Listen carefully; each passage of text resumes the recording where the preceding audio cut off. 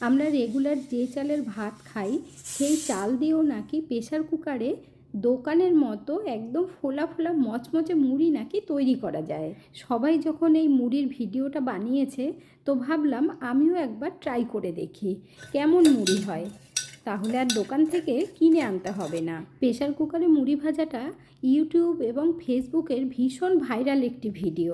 আপনারা কেউ ভিডিওটা স্কিপ করে দেখবেন না, তাহলে বুঝতেই পারবেন না আদৌ কি প্রেশার কুকারে এত সুন্দর মুড়ি ভাজা যায় কি না, একদম ফুলকো ফুলকো পুরো দোকানের মতো। তাহলে আর দেরি না করে চলুন দেখে নেওয়া যাক। নমস্কার বন্ধুরা, মিঠুস ওভেনে আপনাদের সবাইকে স্বাগত জানাই। আজ আমি আরও একটি নতুন ভিডিও নিয়ে চলে এসেছি আপনাদের সামনে। মুড়ি ভাজার জন্য এখানে আমি 1 কাপ চাল নিয়েছি। আমরা যে রেগুলার চালের ভাত খাই সেই চাল দিয়েই আজ আমি মুড়ি ভেজে দেখাবো। আপনারা চাইলে অন্য চাল দিয়েও তৈরি করতে পারেন। আর চালটা যেহেতু ধোয়া যাবে না, তাই ভালোভাবে পরিষ্কার কাপড়ে নিয়ে মুছে নেবেন। এই চালের মধ্যেই স্বাদ মতো আমরা নুন দিয়ে দেব। নুন না দিলে কিন্তু মুড়িগুলো খেতে একেবারেই ভালো লাগবে না। আর তার সাথে দিতে হবে 2 চামচ পরিমাণে জল, খুব বেশি জল দেবেন না। তারপর নুন আর জল দিয়ে চালটাকে খুব ভালোভাবে মাখিয়ে নিতে হবে। বন্ধুরা, আজকের এই ভিডিওটা যদি আপনাদের ভালো লেগে থাকে তাহলে আমার চ্যানেলটিকে অবশ্যই সাবস্ক্রাইব করবেন, পাশে থাকা বেল আইকনটি দাবিয়ে দেবেন, সবার সাথে শেয়ার করবেন, আর একটা লাইক করতে ভুলবেন না কিন্তু। চালের মধ্যে নুন আর জল দিয়ে খুব ভালোভাবে মাখিয়ে নিয়েছি। এইভাবে আমরা 5 মিনিট রেস্টে রেখে দেব, তাহলে চালের মধ্যে পুরো সুন্দরভাবে নুনটা ঢুকে যাবে আর জলটাও দেখবেন টেনে যাবে। সেটা আপনাদের একটু পরে দেখিয়ে দিচ্ছি। 5 মিনিট বাদে আপনারা দেখতেই পাচ্ছেন আগে চালটা যতটা ভেজা ছিল এখন কিন্তু অনেকটাই শুকিয়ে গেছে। এরপর গ্যাসের উপরে একটা কুকার বসিয়ে দিয়েছি। কুকারটা ভালোভাবে গরম করে নিতে হবে। কিছুক্ষণের মধ্যে কুকার খুব ভালোভাবে গরম হয়ে গেছে।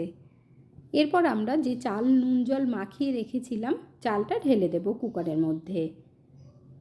গ্যাসের ফ্লেমটাকে মিডিয়াম আঁচে রেখেছি। আর এখন আমরা কিছুক্ষণ এইভাবে একটু নাড়াচাড়া করে নেব, মানে চাল যতটুকু ভেজা ভাব আছে সেটা কিন্তু পুরোটাই টানিয়ে নিতে হবে। 1-2 মিনিট এইভাবে একটু নাড়াচাড়া করলেই চালের জলটা পুরো টেনে যাবে।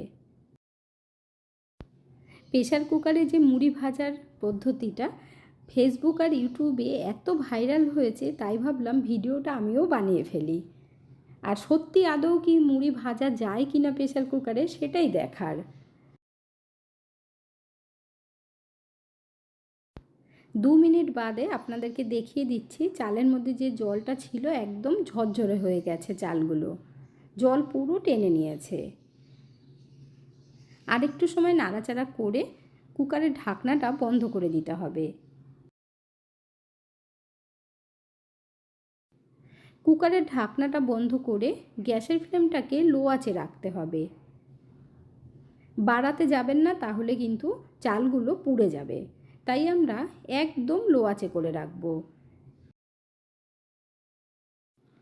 এই সময় গ্যাসের ফ্লেমটাকে একটু মিডিয়াম আঁচে করে আমরা সিটিটা তুলে নেব।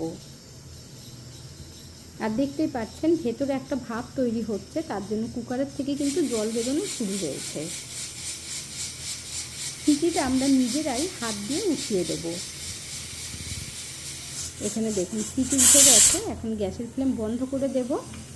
কুকারের যে সিটিটা উঠেছে তার আওয়াজটা বন্ধ হবার পর কুকারের সিটিটা আমরা খুলে নেব। সিটিটা খুলে নিয়েছি, এখন একটু নাড়িয়ে আওয়াজটাও শুনিয়ে দিচ্ছি আপনাদেরকে। ভেতরে কিন্তু পুরো ঝনঝনে আওয়াজ হচ্ছে। কিছুক্ষণ এইভাবে রাখার পর তারপর আমরা ঢাকনা খুলে নেব। খুব ভালোভাবেই ঠান্ডা হয়ে গেছে। এবার চলুন দেখে নেওয়া যাক সত্যিই কি মুড়ি হয়েছে কিনা। এখানে দেখুন আপনাদের দেখিয়ে দিচ্ছি, মুড়ি হয়নি, চাল ভাজা হয়েছে। সত্যি কথা বলতে প্রেশার কুকারে কখনোই মুড়ি ভাজা যায় না। মুড়ি ভাজার নিয়ম একেবারেই আলাদা। আর দেখুন চাল ভাজাগুলো এমনি কিন্তু খেতে ভালোই লাগবে, যেহেতু এর মধ্যে নুন দেওয়া আছে, তো চায়ের সাথে খেতে খুব ভালো লাগবে। বন্ধুরা, আপনারা কে কোথা থেকে ভিডিওটি দেখছেন অবশ্যই কমেন্ট করে জানাবেন, তাহলে আমিও বুঝতে পারবো আমার বন্ধুরা কোথা থেকে দেখছেন। আপনারা সকলে এত সুন্দর সুন্দর কমেন্ট করেন, আপনাদের কমেন্টগুলো পড়তে আমার ভীষণ ভালো লাগে। এই রকম মুড়ি তৈরি করতে গেলে কিন্তু হয় বালিতে ভাজতে হয়, না হলে মেশিনে ভাজতে হয়। তো এই রকম মুড়ি দোকান থেকে আনাই ভালো, ঘরে কুকারে তৈরি করার কোনো দরকার নেই। আর চাল ভাজা খেতে হলে সেটা আপনারা কড়াইতে ভেজেও খেতে পারবেন। ঘরে যেই পদ্ধতিতে মুড়ি ভাজা হয় সেই মুড়িগুলো খেতে এত ভালো লাগে, মনে হয় খাওয়া শুরু করলে থামতে ইচ্ছে করে না। আর দোকানের মুড়ির টেস্ট একেবারেই আলাদা। আজকের ভিডিওটা আপনাদের কাছে কেমন লাগলো অবশ্যই কমেন্ট করে জানাবেন। এতক্ষণ ধৈর্য ধরে ভিডিওটি দেখার জন্য অসংখ্য ধন্যবাদ। ভালো থাকবেন, সুস্থ থাকবেন, দেখা হচ্ছে পরের ভিডিওতে। Thank you.